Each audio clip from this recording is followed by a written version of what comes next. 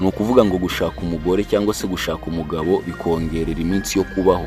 Yanongeyeho ko kandi icyo gikorwa ari ingenzi ku muntu ufite uburwayi bukomeye kuko gituma amererwa neza. Ni ukuvuga ngo hari umurwayi ushobora kurwara akaremba, noneho bikaba ngombwa ko umuganga amutegeka gukora imibonano mpuzabitsina kabone n'iyo yaba arembye, kubera ko bishobora kumwongerera iminsi yo kubaho, bikaba byanagira uruhare mu bijyanye no gukira kwe.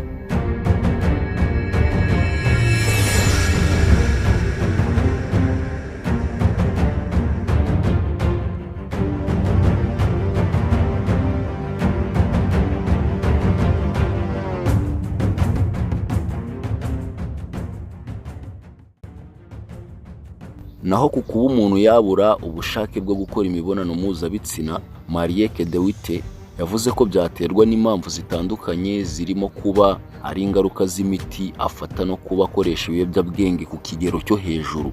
Gusa de Wit akomeza anavuga ko iyo abantu bakijya mu rukundo, imibiri yabo yombi ahangaha ngo ikora imisemburo itandukanye, imisemburo myinshi cyane, imisemburo ibongerera ubushake bwinshi bwo gukora imibonano mpuzabitsina, ariko bamara kubana iyo misemburo ikagenda igabanuka ku bw'impamvu zirimo no kuba bakora imibonano mpuzabitsina kenshi ku kigero cyo hejuru.